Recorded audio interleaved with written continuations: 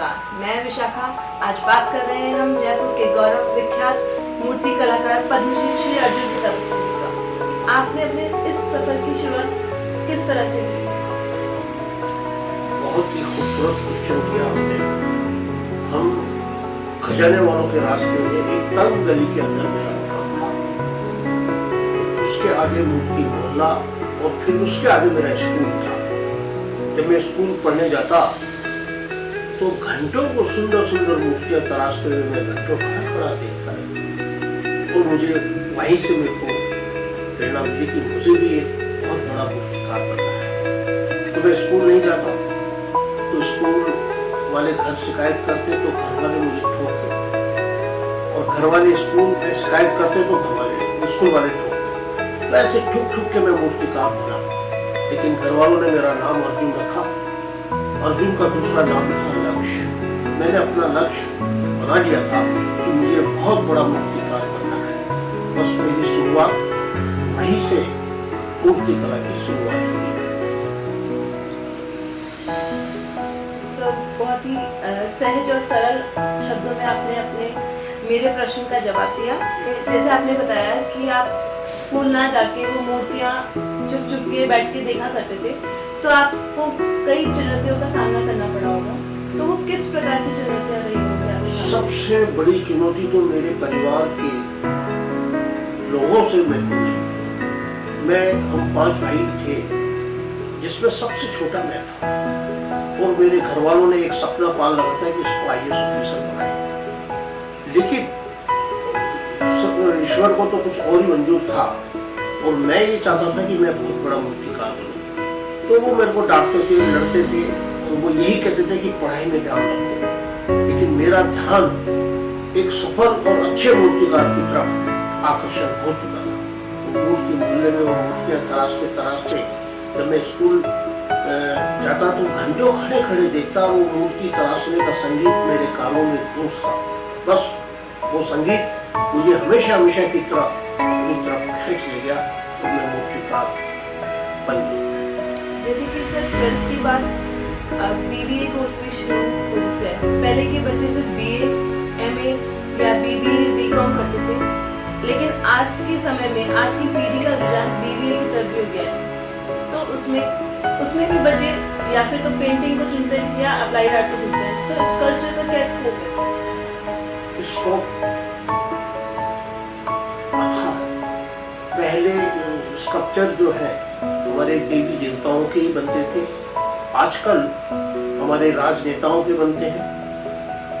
चौराहों पे, हमारे जयपुर के चौराहों पे भी आपने देखे होंगे कई बड़े अच्छे अच्छे स्कल्पचर, राजस्थानी गणगौर, कालबेलिया नृत्य, कई प्रकार के स्टेचू आपको देखने को मिलेंगे। और इसके अलावा आपके ड्राइंग रूम को सजाने के लिए भी कई सुंदर सुंदर स्कल्पचर बनते हैं। तो मूर्ति कला का जो स्कोप है इतना सुंदर है, इतना बढ़िया है, जिसका कोई जवाब नहीं। और हिंदुस्तान नहीं,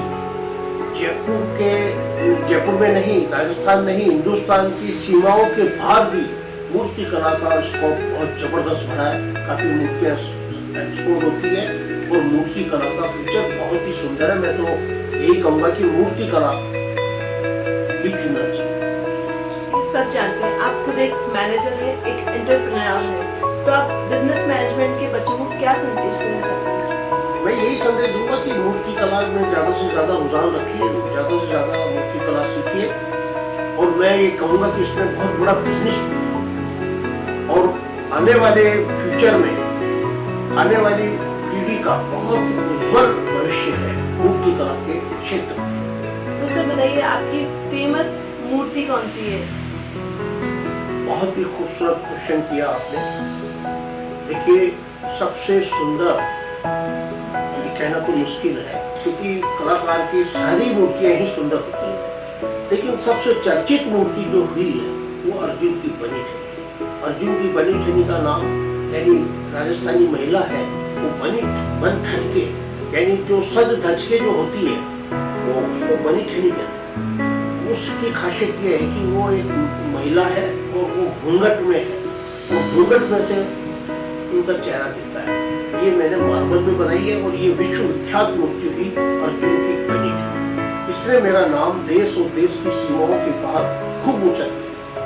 ये मेरी सबसे चर्चित मूर्ति है।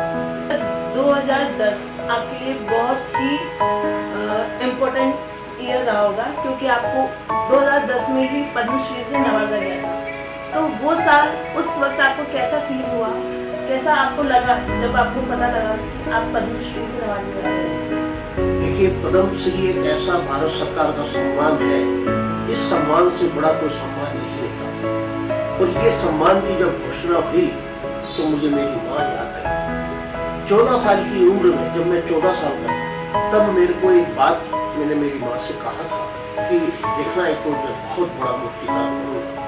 लेकिन जब ये नाम डिक्लेयर हुआ तब मुझे वो बात याद आई जो मैंने मेरी माँ से शेयर की थी। लेकिन मैं बहुत बड़ा मूर्तिकार तो नहीं बना, लेकिन मूर्तिकार जरूर बना। इसीलिए मैं कहता हूँ कि जो बच्चे जो सपने पाल लेते हैं बचपन में, जो अपना लक्ष्य चुन लेते हैं, मेरा दावा है कि वो अपने लक्ष्य में जरूर कामयाब। बहुत ही लंबी लिस्ट है आपके अवार्ड्स की, फिर भी आप शॉर्ट में हमें बताइए कि आपको कौन कौन से अवार्ड से नवाजा गया है।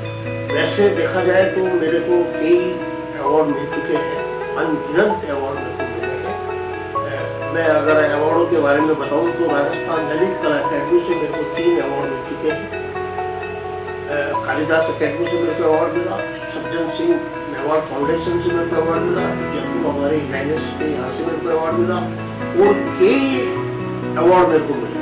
2004 में मेरे को नेशनल अवार्ड मिला, 2010 में मेरे को पद्मश्री से नवाजा गया, और ये तो चलता रहता है और चलता आ रहा है। लेकिन अपने लक्ष्य में, अपने कार्य में ईमानदारी से कार्य करते रहना चाहिए, वही सबसे बड़ा अवार्ड है। तो जैसे कि अर्जुन के भी एक गुरु रहे थे, वैसे ही आपके भी कोई ना कोई एक गुरु रहे होंगे जिनसे आपको प्रेरणा मिली। मेरे एक गुरु नहीं, मेरे 3 गुरु थे। तीनों को मैं ब्रह्मा विष्णु महेश के रूप में देखता हूँ। पहले मेरे गुरु थे पंडित द्वारका प्रसाद जी शर्मा, आनंदीलाल जी वर्मा। तीसरे गुरु थे मेरे महेंद्र दास साहब। तीनों बड़े महान और लक्षण बुद्धि वाले गुरु थे, जिनके आशीर्वाद से, जिनके प्रेम से मैं यहाँ तक पहुंचा। जैसा कि अभी आपने बताया बयानी के पाठकों को कि आज की जो युवा पीढ़ी है वो आपसे आगे सीख सकती है निःशुल्क। तो अब तक आपने कितने विद्यार्थियों को तैयार किया इस फील्ड के अंदर?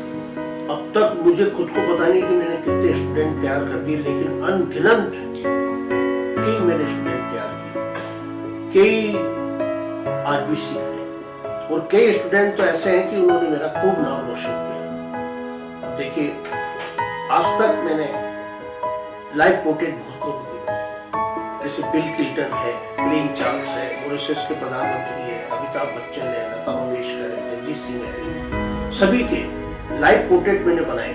सिर्फ 30 मिनट के अंदर, किले के अंदर मैंने ये पोर्ट्रेट बनाए। तो जब मैं बनाता हूँ, जब भी काफी भीड़ इकट्ठी हो जाती है, और वो जब भीड़ वो पोर्ट्रेट को बनाते हुए देखती है, तो बस वो मेरा पीछा करती है कि ये चीज हम भी सीखना चाहते हैं। तो इस तरह से कई स्टूडेंट मैंने तैयार किए, कितने ही बच्चों को मैंने सिखाया, और आज तक मैंने किसी बच्चे से या किसी स्टूडेंट से मैंने कोई फीस नहीं ली, फ्री ऑफ चार्ज में सिखाता। अगर आप भी कोई सीखना चाहें तो स्वागत है। बयानी के पाठकों को आप क्या संदेश देना चाहते हैं? बयानी के पाठकों को मैं यही संदेश दूंगा कि किसी का भी मूर्ति कला क्षेत्र में थोड़ा भी रुझान हो तो वो अवश्य मेरे पास आइए।